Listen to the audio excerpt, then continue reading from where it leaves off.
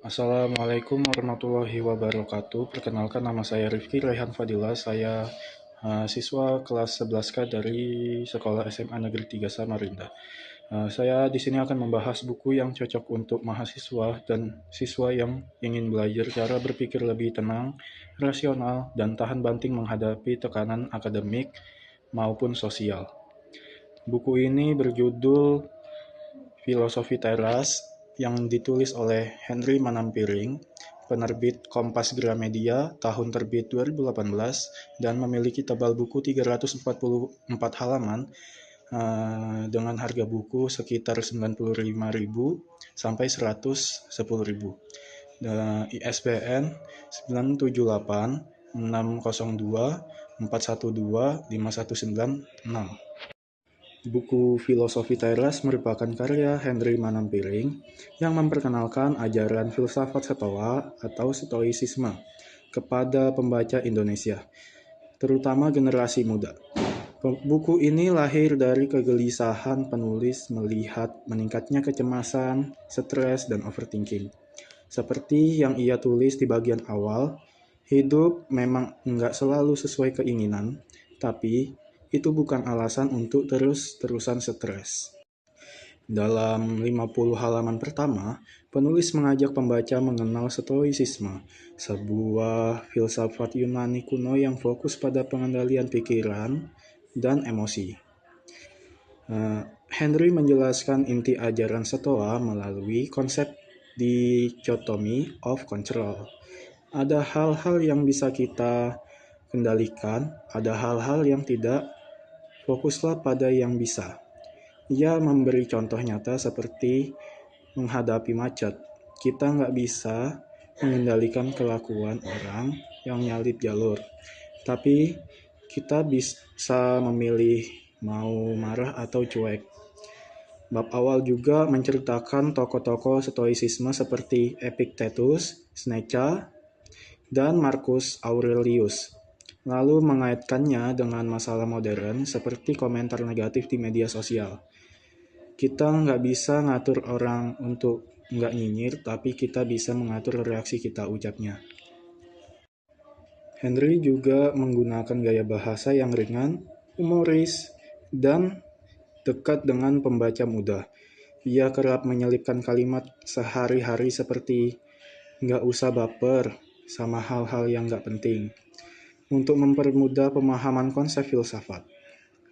Dengan pendekatan ini, topik yang awalnya terkesan berat menjadi terasa santai dan mudah dicerna. Kekuatan buku ini ada pada kemampuannya membuat filsafat yang terkesan kaku menjadi relevan dengan kehidupan sehari-hari. Contohnya saat membahas dichotomy of control. Ia menulis, kalau kamu kalah dalam pertandingan basket, fokuslah pada latihan dan strategi yang bisa diperbaiki, bukan nyalahi wasit. Analogi-analogi seperti ini membantu pembaca mengaitkan teori dengan pengalaman pribadi mereka, sehingga pesan yang disampaikan lebih membekas. Selain itu, penulis memanfaatkan humor bukan sekedar untuk hiburan, tetapi juga untuk menjaga pembaca tetap terhubung dengan materi. Banyak pembaca pemula dalam filsafat yang sering menyerah di tengah jalan karena bahasanya terlalu akademis. Namun, Filosofi Teras berhasil menghindari jebakan itu. Henry tidaklah ragu menggunakan bahasa gaul atau perumpamaan yang akrab di telinga generasi muda, seperti drama media sosial, kompetisi olahraga, atau cerita sehari-hari di jalan raya. Menariknya, 50 halaman pertama ini bukan hanya memperkenalkan istilah-istilah dasar Stoicisme, tetapi juga menguraikan latar belakang sejarahnya. Tokoh-tokoh seperti Epictetus, Seneca, dan Marcus Aurelius tidak hanya disebutkan namanya, tetapi juga dijelaskan peran dan pandangan mereka dalam mengembangkan ajaran Stoa. Hal ini membuat pembaca memiliki konteks yang cukup sebelum masuk ke pembahasan yang lebih praktis di bab-bab selanjutnya. Meski begitu, pada 50 halaman pertama, pembahasan memang masih dominan berupa pengantar konsep. Bagi pembaca yang ingin langsung mendapat resep praktis, sebagian bagian ini mungkin terasa sedikit lambat. Apalagi jika mereka terbiasa dengan buku pengembangan diri yang langsung memberikan daftar langkah-langkah. Namun, justru pendahuluan yang cukup mendalam ini menjadi fondasi yang kuat untuk memahami penerapan stoicisme secara konsisten. Dengan memahami dasar pikirannya terlebih dahulu, pembaca akan lebih siap ketika dihadapkan pada bab-bab yang membahas penerapan dalam kehidupan nyata. Evaluasi pada buku ini.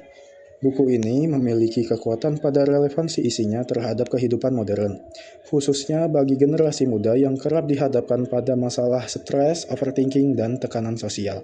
Bahasa yang digunakan ringan, komunikatif, dan kadang diselipir humor sehingga membuat pembaca betah mengikuti alur. Penulis juga mampu memberikan contoh nyata yang dekat dengan keseharian seperti kemacetan, ujian sekolah, hingga komentar negatif di media sosial, sehingga pembaca dapat langsung memahami penerapan ajaran Stoa.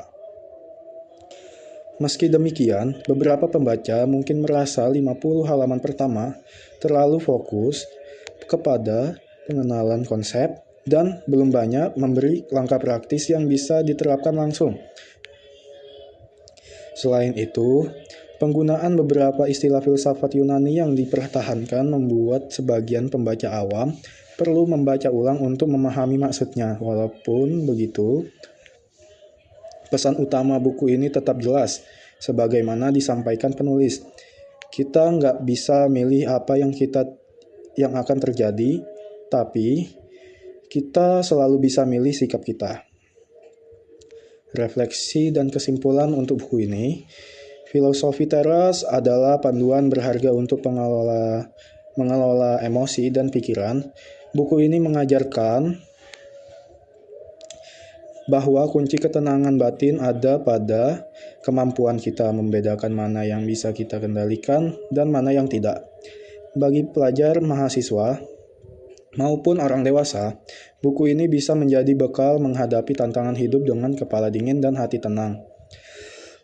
Lebih sekadar buku pengantar filsafat, karya ini juga mengajak pembaca untuk merenung kembali cara mereka bereaksi terhadap peristiwa sehari-hari. Henry berhasil mengemas ajaran Stoa yang sudah ribuan tahun menjadi relevan untuk era digital, di mana tekanan sosial dan arus informasi sering membuat orang kewalahan. Itu saja kesimpulan dan refleksi dari saya. Sumber referensi Manapiring Henry 2018 Filosofi Teras, Kompas Gramedia. Terima kasih. Wassalamualaikum warahmatullahi wabarakatuh.